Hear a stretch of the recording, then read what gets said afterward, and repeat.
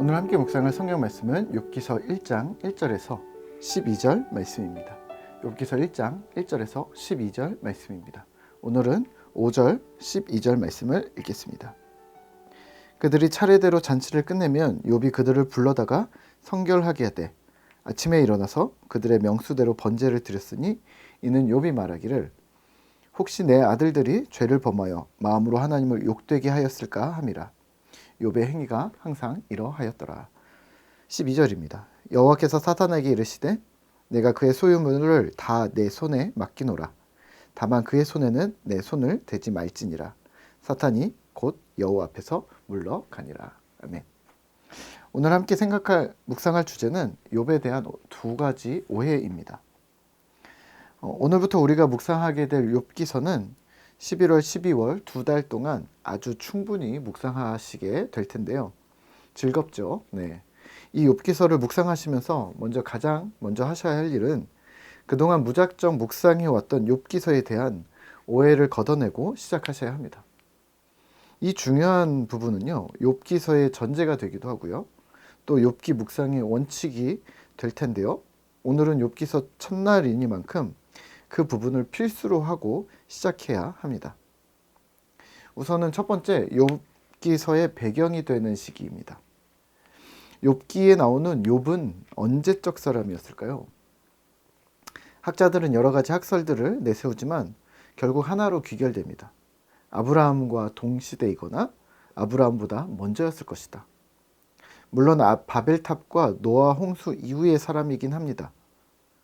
그리고 근거는 7가지나 되고 또 족장시대라는 근거도 엄청 많은데 그중 5절만 오늘 확인해도 될 듯 합니다. 5절입니다.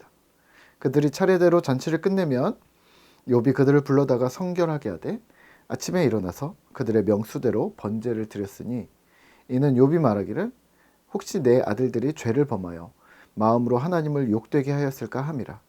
욥의 행위가 항상 이러하였더라. 아멘. 우선 5절을 살펴보시면 욥은 자녀들을 위해 제사를 드렸습니다. 제사장이 제사를 드린 게 아니라 욥이, 그러니까 한 집안의 가장이 제사를 드린 거죠. 네, 족장 시대입니다. 모세 이전은 확실하고요. 1장 후반절에 나오는 갈대아나 스바 같은 지명, 그리고 욥의 생명의 나이가 고난 후에도 140년을 더 살았다는 것을 볼 때 그 시대와 일치합니다. 어찌됐건 5절에서 이 부분을 보실 수가 있겠고요. 반면에 욥기서가 기록된 연대는 언제일까요? 정확히 알 수는 없지만 한참 후입니다. 그러니까 솔로몬이나 예레미야나 저자 미상 등을 저자를 특정할 수 없다고 말하고 있지만 아무리 빨라야 솔로몬입니다. 그러니까 왕정시대를 경험한 자들에 의해 쓰여졌다고 보시면 되는데요. 그 근거는 나중에 말씀드리기로 하고요. 우선은 1장에서 성장한 자녀가 10명이나 있었고 그들의 자녀들도 각기 자기 집을 소유했던 등의 사실에 비추어 욥은 고난 당시에 노인이었고요. 그리고 성읍 문에 노인들과 함께 앉아 있을 수 있었던 유력자, 성읍의 장로였던 듯 싶습니다.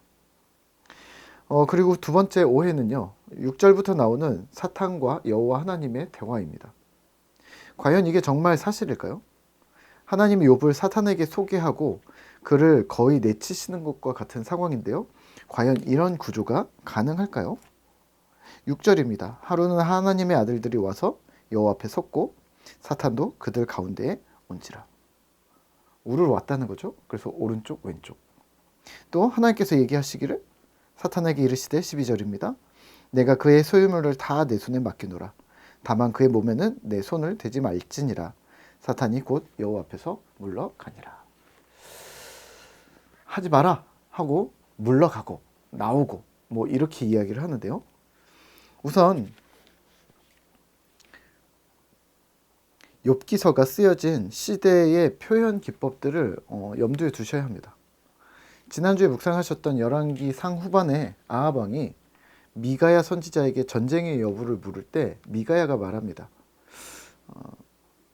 하나님이 사탄들을 모아드립니다. 지금 여기처럼요.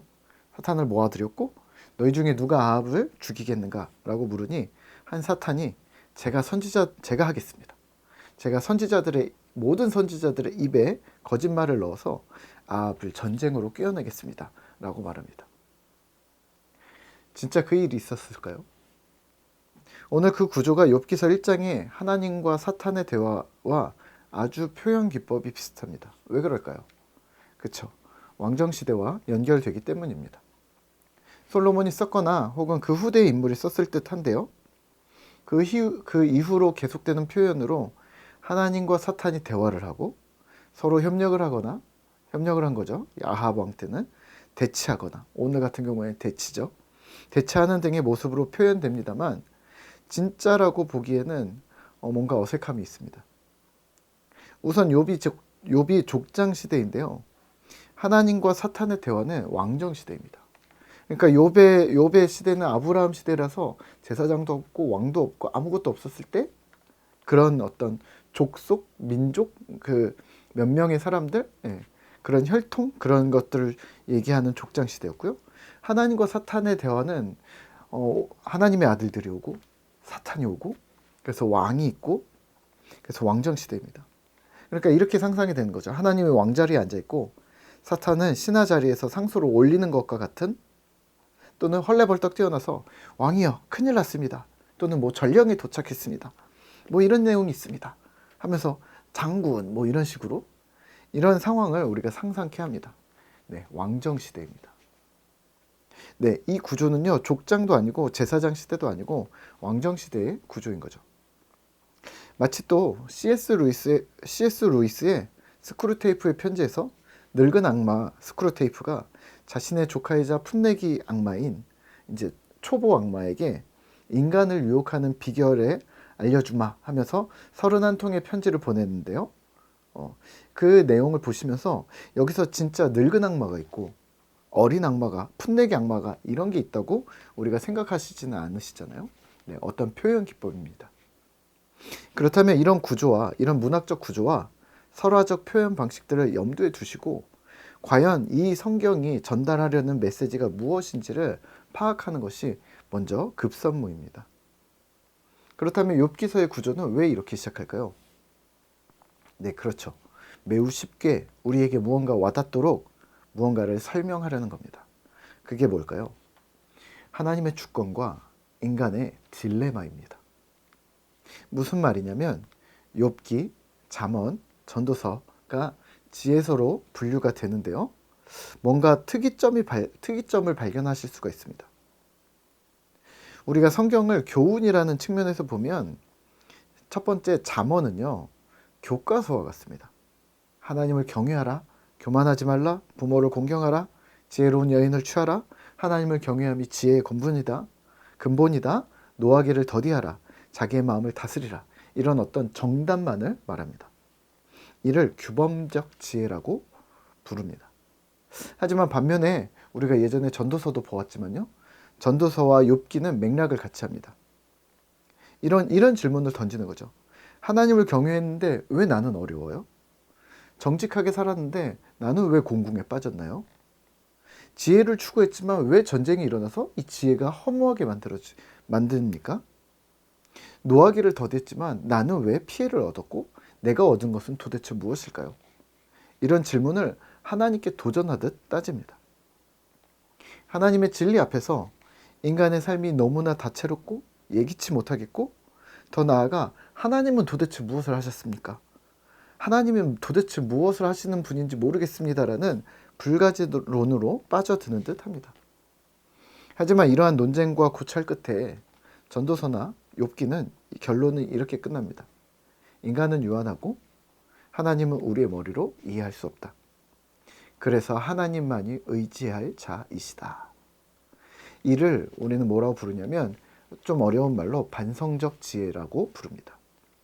잠언이 그래서 이랬다 3단 논법과 같다면 전도서와 욥기는 정반대로 정반합의 논리 형식을 취하고 있습니다. 그러면 오늘 욥기 1장을 시작하면서 우리 이렇게 마음의 준비를 시작하시죠. 욥기서가 하나님께 대한 불만과 불안 혹은 궁금증에 대해 우리의 마음을 대변할 것이다. 11월 12월 욥은 오늘의 우리와 같은 신자가 되어서 하나님께 대신 따져줄 것입니다.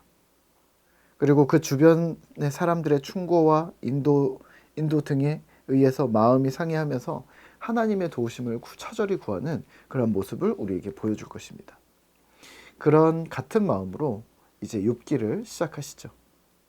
1장, 2장에 사실은 욥기서의 모든 내용들이 담겨 있다고 보시면서 두 괄씩과 같은 욥기서를 시작하면서 2달간 기쁨의 여정 그리고 기쁨의 묵상이 되시기를 기도하겠습니다.